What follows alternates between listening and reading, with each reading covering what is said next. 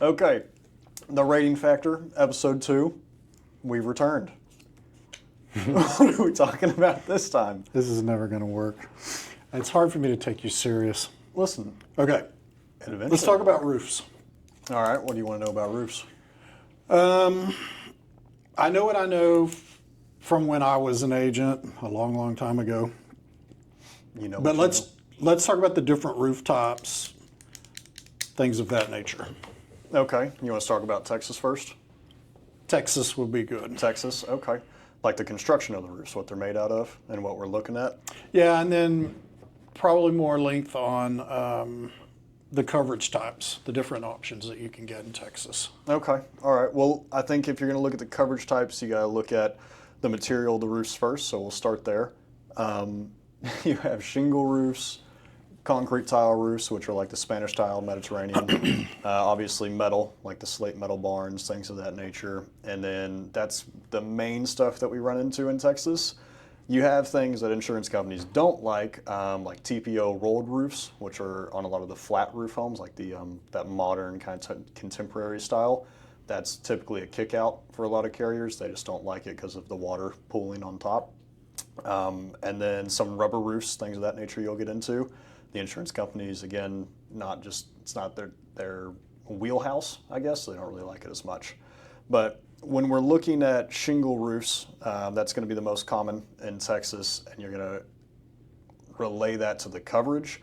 The first thing we're looking at is the age of the roof. So the younger the roof is, the more competitive your price is going to be. But that's a big deal now. The roof age is Yeah, it's the second biggest rating factor besides the actual age of the home, and then I guess the deductibles that you're taking. and then what about availability? We don't talk about that word very much, but if your roof is 25 years old. Oh, from an insurance company wanting to insure it? Yeah. Yeah, you could be really, really limited, depending on where you are. Like if you're in North Texas, there's only a handful of companies that will do that. And then if they will do it, you're not going to have the most favorable coverage. So if you want to talk about coverages, from the insured side, what everyone wants typically is replacement cost, which means your roof is damaged due to hail or whatever the cause of the peril was. Well, let's say hail because that's the most common. The roofer comes out, he says, hey, it's going to cost 20, 30 grand to replace the roof. All the insured has to pay is the deductible, so let's say it's $10,000 deductible, and then the insurance company's paying for the rest. That's obviously in favor of the insured, not too much in favor of the insurance company, which is why, one, the coverage is hard to get. You have to have a newer roof. Like when you were an agent and you were wanting to get replacement cost on a roof, was there an age limit for the insured? For the age of the roof, no, I don't even. It seems like, back in the late 80s, early 90s, they just inspected the home. They looked at the roof, and if, the roof was insurable, You were good. we moved forward. And there was no real talk about replacement cost. Not like there is now. Yeah, so now, I mean, when I started 6, 7 years ago, it typically, rule of thumb was 15 years. If the roof was over than 15 years old, you couldn't get replacement cost. Now, some companies don't offer it at all, can't even get it, even if the roof is brand new, or they've moved it to like 7, 8 years old, 10 years old now, especially in North Texas, because the roof concentration is so high. So that's replacement cost. Talk about the other options. Other options would be actual cash value and payment schedule, probably being the next most frequent. Actual cash value, I'm not a huge fan of. If I had my choice between the two, I would take payment schedule. Actual cash value, let's take our same scenario. We have a $30,000 roof replacement. Actual cash value, they're going to look at the depreciation of the roof. So they're going to say, hey, your roof is 7, 8 years old. It's got a lot of wear and tear on it, so we're going to depreciate that down. Maybe only pay 70% of the roof claim. But it's up to the adjuster's discretion when they go out to look at the roof. So no one's on a real solid basis of what the depreciation will be until the time of loss. That's why I'm not a huge fan of that. Does that make sense? Payment schedule, they're going to look at it when you bind the policy. And they're going to say, hey, your roof is 8 years old, and at 8 years old, we pay X amount on roofs. And then at 9 years old, we pay this amount. Percentage or dollar amount? Percentage. So it's preset. Yeah. So the insured and the insurance company know exactly what the percentage of the claim will be paid before the claim even happens. So to me, it's friendlier. Okay. Everyone's on the same page. And typically that percentage drops like 2-3% as the roof gets older and older and older. But that's becoming really, really common. Anything else? Yeah. Next one, which is kind of new, is the stated amount. So kind of similar to like, hey, I'm going to insure a watch or something like that. You can look at your roof and say, I want 25 grand to replace the roof, or I want 30 grand to replace the roof up front. Typically, the roofs have to be a little bit older to do that, or if they're, or sorry, newer, they have to be newer to do that. If they're older, you may not be able to get a higher stated amount. Like they may say, no, you can only get 10 grand or 15 grand. So you're just getting a block of coverage. Mm-hmm. Exactly. And then you just pay your deductible. They'll pay up to that amount. Nothing over. And that's it. Yeah, and that's great because we get into a lot of contractor fraud and stuff in Texas. Obviously, with the roofing, it's a huge industry. It's $1 billion industry. So with any industry that big, you're going to have probably some fraud going on. That's one of the reasons the rates are so high in the state. Obviously, any agent will tell you like, hey, what's driving rates in Texas? Well, it's the hail claims. Well, what breeds off the hail claims is going to be contractor fraud, potential litigation, and just kind of creates this perfect storm. So when you're looking at a block of coverage, you know, a roofer could come out and say, hey, your roof, potentially we could replace it for 10, 20 grand, but we're going to try to like eat your deductible, right? You always hear that, hey, we'll waive the deductible. And so we'll just invoice the insurance company more. Which is a felony, right? It's a felony, yes. Okay, thought I'd throw that in. Yeah, that's a good point. It's a felony. I believe there's jail time on that one.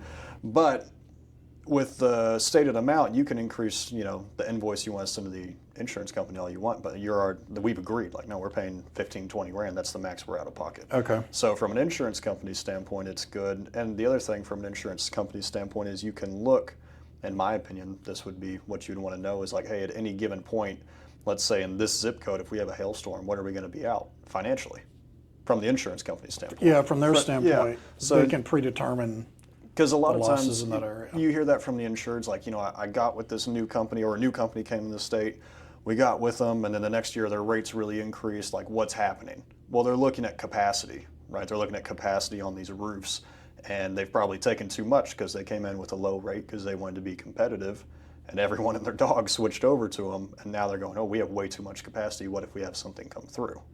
Well, if they're all on stated amount, they would know. You know, if we have to replace every roof in this certain county or zip code, this is how much we're going to be out. Are we going to be able to financially afford that? So to me, it makes more sense than replacement cost, for example, in Texas, that is. Wait, what do you mean in Texas? So we do business in different states. So quickly, because we're running out of time, compare the roof situation in Arizona to Texas, because I've seen some of the deductibles on the roofs in Arizona, and it's like it was in the 1970s. The deductibles are like $500, $1,000. Right. Yeah, exactly. So, and here the deductible's 2% minimum. Yeah, mine's 2% on my house, so it's $16,000, $18,000. Yeah, and some are going to 3%. Right. Right. And that all stems from the hail claims that we have in Texas. So when we switch to Arizona, one, if we're looking at construction types on the roof, most of those are concrete tile. So it's a more durable roof, in my opinion. There's reasons that people argue we can't do that in Texas. It's kind of a different discussion. But they don't have the hailstorms we do. So they're not replacing roofs every 5 to 7 years. Those roofs last 20, 25, maybe 50 years, depending on kind of what happens. Their biggest problem is water damage claims. Yeah, I've noticed the membrane. The underlayment. Yeah, Yeah. they're leaking sometimes. Yeah, because no one ever checks the roofs. Right. Because nothing's happening to them. Yeah. So they're just leaving it, and then they'll maybe have a rainstorm or something, and it's leaking through that membrane. So, contrasting the different states, I mean, to close this out, basically Texas, you know, is the perfect storm for these really high rates because of the terrible storms. The different cost, you know, estimates on the same roof being so wide. The insurance company saying, "Hey, we don't want to pay this," and the contractor saying, "Oh my gosh, we got to pay all of this to get it done." Mm-hmm. But then you have Arizona, which is a good example. The rates are extremely low compared to Texas.